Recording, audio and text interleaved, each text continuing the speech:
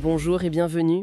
Aujourd'hui, on va se pencher sur un sujet qui est à la fois fascinant et un peu vertigineux. Un peu, oui. On va parler de la manière dont l'intelligence artificielle rend nos technologies de plus en plus complexes. Pour ça, on s'appuie sur un article de Pierre Fraser, qui est linguiste et sociologue, et qui s'intitule «L'IA et l'inextricabilité technologique accélérée». C'est un titre un peu impressionnant, mais l'idée derrière est très concrète, en fait. Oui, et elle nous concerne tous. Le concept clé de notre discussion, ça va être l'inextricabilité technologique. Voilà. En gros, c'est le moment où un système devient un enchevêtrement tellement dense qu'on ne peut plus enlever une pièce sans risquer de tout faire tomber. Moi, j'ai une image qui me vient, c'est une tour de Jenga. Ah, c'est une bonne image, ça. Au début, elle est simple, elle est stable, mais à chaque pièce qu'on ajoute, elle devient plus haute, plus complexe et surtout beaucoup plus fragile. Et notre discussion aujourd'hui, c'est de comprendre comment l'IA, c'est pas juste une nouvelle pièce de Jenga, c'est un joueur qui ajoute des étages entiers à une vitesse folle. Et c'est ça qui est crucial. Ce n'est pas de la science-fiction. L'article de Fraser, il décrit très bien l'état actuel de notre infrastructure mondiale. C'est ça. Ce phénomène d'enchevêtrement, il n'est pas nouveau, la technologie a toujours eu tendance à se complexifier. Mais ce qui change, c'est vraiment l'ampleur et la vitesse que l'IA impose. On est passé d'une construction brique par brique à un truc qui s'auto-construit et à un rythme exponentiel. Alors, justement, pour bien comprendre cette accélération, décomposons un peu ça, prenons un peu de recul. Si on remonte à, disons, 1995, Ah oui? Internet, c'était relativement simple, non? Une page web, c'était du texte, quelques images. Comment on est passé de ça, de cette structure quasi artisanale, à l'écosystème incroyablement dense qu'on a aujourd'hui? L'évolution s'est faite par strates, par couches successives qui se sont empilées les unes sur les autres. Fraser le dit très bien, ce qu'on utilise aujourd'hui, ça n'a plus rien à voir avec l'Internet de base. C'est un millefeuille, en fait. C'est un millefeuille de protocoles, d'applications.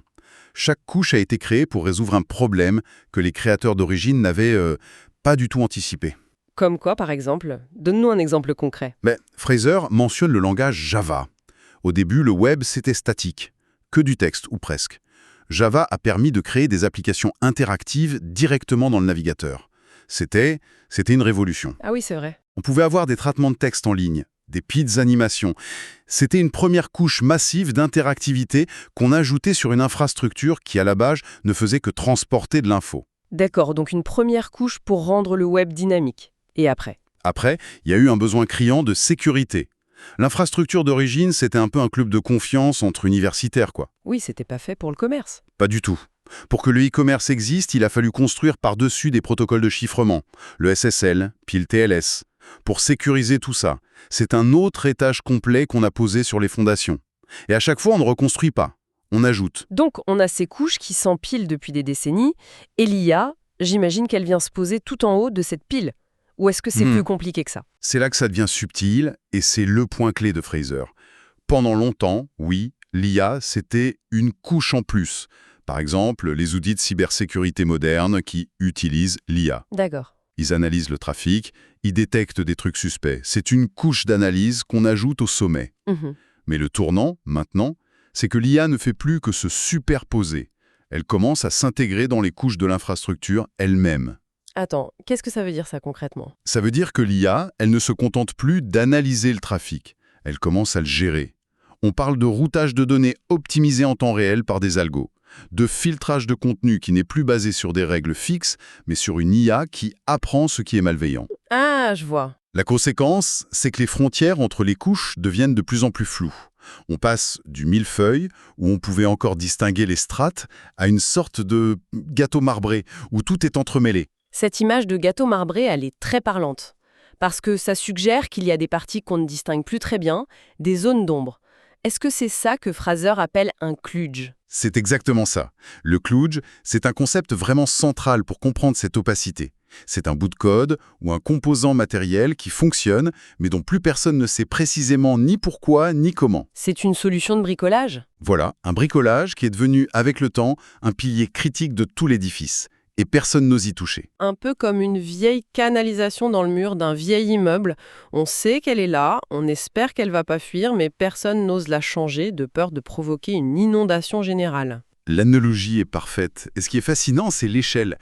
L'article il dit que notre écosystème mondial est truffé non pas de quelques kludges, mais de dizaines de milliers. Pense à ces systèmes bancaires centraux qui tournent encore sur du code COBOL écrit il y a 40 ans. C'est vrai. Des milliards transitent chaque jour sur des lignes de code que seule une poignée d'ingénieurs à la retraite comprend encore, vaguement. Et on n'ose pas le remplacer, le risque est trop élevé. La perspective est déjà assez angoissante. Et l'IA, elle vient rajouter quoi là-dedans? Possible d'avoir une explication simple. On ne peut pas retracer le cheminement. Non, il y a des milliards de paramètres qui interagissent. Du coup, la conclusion de Fraser est percutante. On est en train d'ajouter des boîtes noires sur des systèmes qui étaient déjà remplis de zones d'ombre et de kludges. On empile le mystère sur le mystère. Mais alors, et c'est le grand paradoxe que l'auteur soulève, si tout est si opaque, si fragile, comment ça se fait que non seulement ça fonctionne, mais que ça soit de plus en plus performant? C'est le paradoxe fondamental de notre époque. L'écosystème est d'une efficacité redoutable. Il fait des choses qu'on n'aurait jamais imaginées il y a 20 ans. La complexité n'est pas qu'un défaut, c'est aussi la source de cette puissance. C'est une machine incroyablement performante. Oui, mais dont on comprend de moins en moins les rouages internes. On pourrait se dire que si ça marche, c'est peut-être pas si grave qu'on ne comprenne pas tout. C'est peut-être juste le signe d'une technologie qui a atteint une certaine maturité, non? Où l'intervention humaine devient moins nécessaire. C'est une excellente question. Et c'est là que le concept d'inextricabilité revient en force. Fraser soutient que cette opacité, ce n'est pas un simple effet de bord. Ça devient la nature même du système. D'accord. Et l'IA est le moteur de cette transformation. Elle n'amplifie pas seulement la complexité, elle en change la nature. Bon, c'est quoi la différence? L'inextricabilité classique, disons pré-IA, c'est un état statique. C'est un plat de spaghettis incroyablement emmêlé, mais figé. Si on tire sur un spaghetti, on en bouge 10 autres, mais le plat reste le même. Ok. L'amplification par l'IA, elle est dynamique. Les modèles d'IA créent ce que Fraser appelle des boucles de dépendance dynamiques. C'est-à-dire que... La sortie d'un système devient l'entrée d'un autre. C'est ça? Exactement, mais avec une nuance cruciale. Ces liens ne sont pas fixes. Un modèle d'IA, il apprend et il s'adapte en permanence. Du coup, les relations entre les sous-systèmes changent tout le temps. Ah oui, d'accord. Le système de recommandation de ton service de streaming, il influence les serveurs de stockage, qui influencent les algos de compression, qui s'adaptent, tout ça en temps réel. La conséquence, c'est que l'écosystème devient évolutif, instable et quasi impossible à cartographier à un instant T.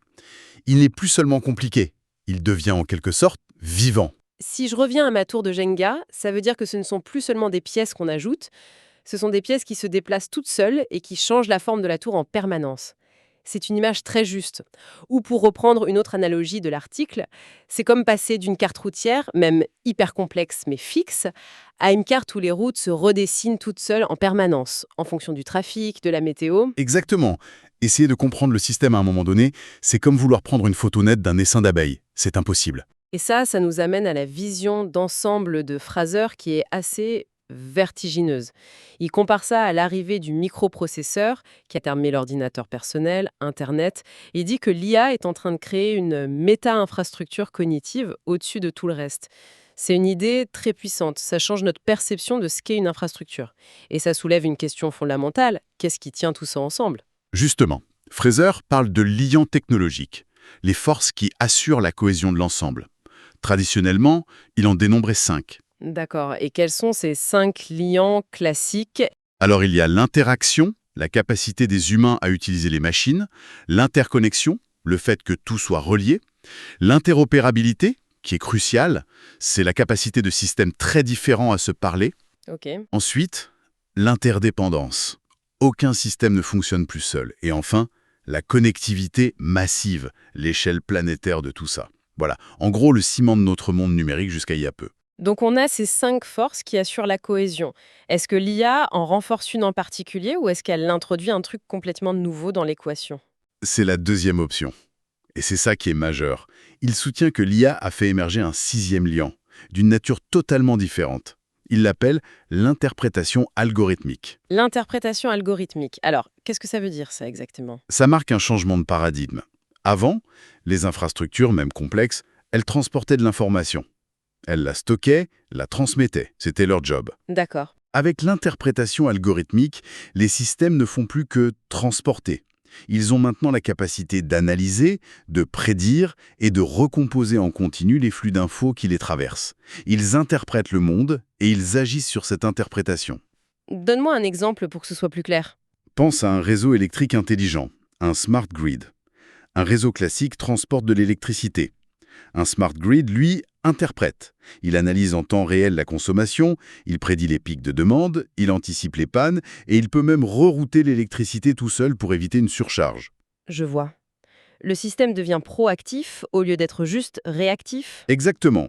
Le réseau ne fait plus que passer les électrons, il comprend le flux et il prend des décisions. C'est ça, l'interprétation algorithmique à l'échelle d'une infrastructure. Je comprends mieux. Et c'est ce sixième lien qui, selon Fraser, pousse l'inextricabilité à un niveau jamais atteint. C'est ce qui fait que les systèmes échappent partiellement à la maîtrise directe de leurs concepteurs. On ne conçoit plus des machines avec des fonctions précises, on met en place des processus d'apprentissage, dont les résultats peuvent être imprévisibles. Alors, si on essaye de synthétiser un peu tout ça, que doit-on vraiment retenir? Le message principal, si je comprends bien, c'est qu'on construit un système qui est, certes, de plus en plus puissant, Oui, et efficace. mais qui devient en même temps, et par la même occasion, de plus en plus opaque, interdépendant, et donc fragile. C'est la tension centrale qui traverse tout l'article. Cette double nature est indissociable. Et l'IA, ce n'est pas juste un outil inclus dans la boîte. Elle n'est pas au sommet de la tour de Jenga. C'est un agent actif qui reconfigure la tour en permanence, de l'intérieur, d'une manière qu'on commence à peine à saisir. C'est la pensée fondamentale de Fraser. Il met en lumière une sorte de pacte faustien de la technologie moderne. Chaque amélioration apparente, chaque optimisation, chaque automatisation ajoute en réalité une nouvelle couche de complexité opaque. On gagne en performance. Mais on perd en compréhension et en contrôle. La puissance du système augmente en même temps que sa fragilité systémique. Une fragilité qu'on ne perçoit pas au quotidien. Parce que l'impression générale, c'est que tout fonctionne merveilleusement bien, jusqu'au jour où, potentiellement, ça ne fonctionnera plus du tout. Voilà, on ne voit que la performance, pas la tension interne qui s'accumule. Et c'est peut-être là que se trouve la réflexion la plus importante. L'article décrit des systèmes qui apprennent, qui s'ajustent et qui échappent en partie au contrôle direct de leur créateur. Si on ne peut plus démonter ces systèmes sans qu'ils ne s'effondrent, une question se pose, et elle est assez vertigineuse.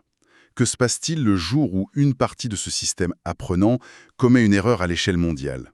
Une erreur que par sa nature même, nous ne serions capables ni de comprendre, ni d'isoler, ni de réparer.